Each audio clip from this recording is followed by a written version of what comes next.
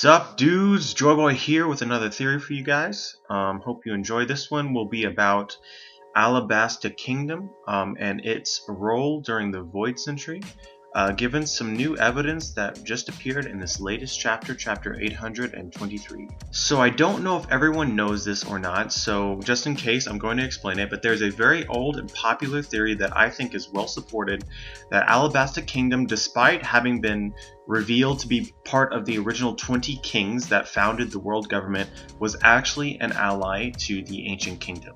I want to give a shout out to Beck. I don't know who originally made the theory, but apparently Beck's version came out in 2014. He has a YouTube channel now. I'll put his YouTube channel in the description, but he just made a YouTube video based on this theory. You should really go check him out. His videos are pretty bomb sauce.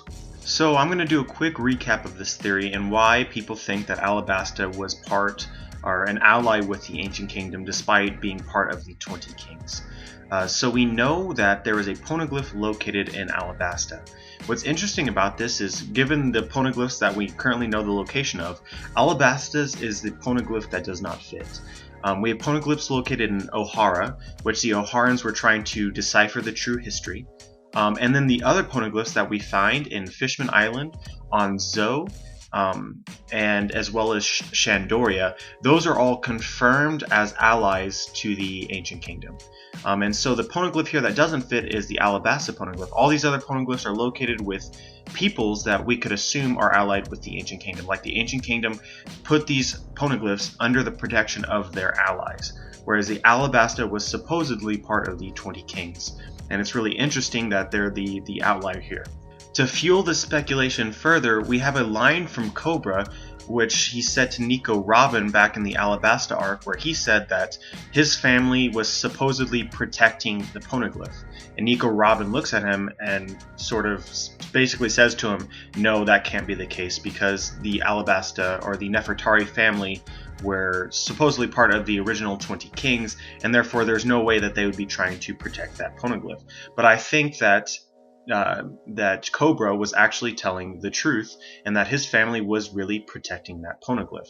I've come to this conclusion for a couple different reasons. First of all, he knows what the contents of that poneglyph, what it says.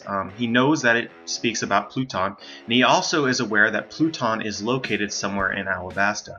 That just seems like information that somebody who was allied with the world government would not know. You would have to be told that by somebody from the Ancient Kingdom back during the Void Century to know that sort of information. And I just don't feel like that information would have been revealed to him if they weren't allied with the Ancient Kingdom. Additionally, the fact that Cobra knows this brings a couple interesting points that sort of make you wonder why they wouldn't have used Pluton, or why they wouldn't have found Pluton, or why they wouldn't have directed a lot of resources to try and undercover Pluton, given how much information that they had about it if they were part of the world government. You would assume that if the Nefertari family knew that Pluton was located in their country and knew that this particular poneglyph had information about Pluton, they would have done one of several things. First of all, they would have found Pluton, or tried their very hardest to find Pluton. And they probably also would have destroyed the poneglyph. They can't read the poneglyph, it's completely useless to them, so why would they risk the opportunity to get rid of the poneglyph, get rid of the evidence of where to find Pluton, so that nobody else could do it but them, given that they already possessed sufficient amount of knowledge to get that job done. We've seen from this recent cover story with Jimbei that you can pick up a poneglyph and carry it. So I'm just curious as to why it wasn't thrown into the sea, why there's just why it's sitting in a chamber and appears to be actually being protected.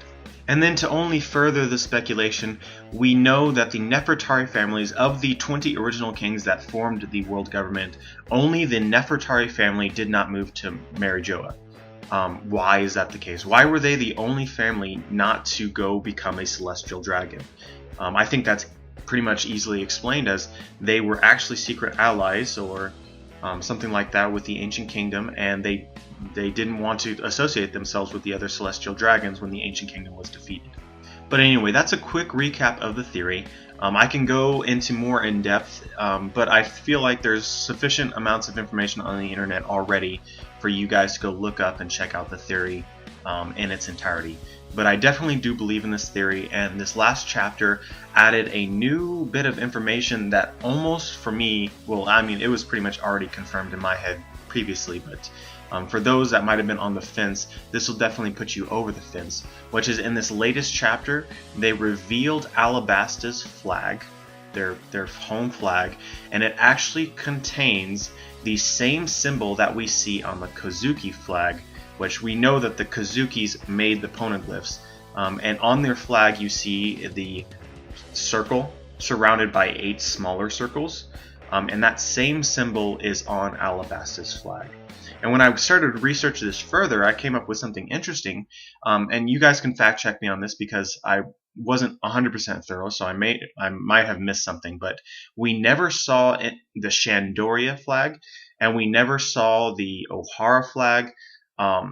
So I'm curious as to if that's a symbol that is commonly put on Ancient Kingdom allies' flags.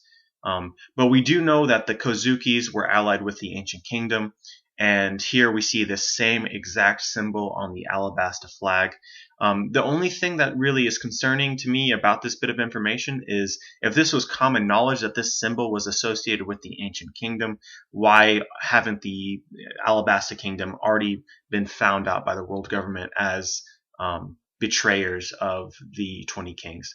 However, I do think that this symbol doesn't seem to be an overly common symbol, and definitely, I think, additionally foreshadows to the idea that Alabasta was an ally with the Ancient Kingdom, and maybe even perhaps has something specifically in common with the Kozuki clan.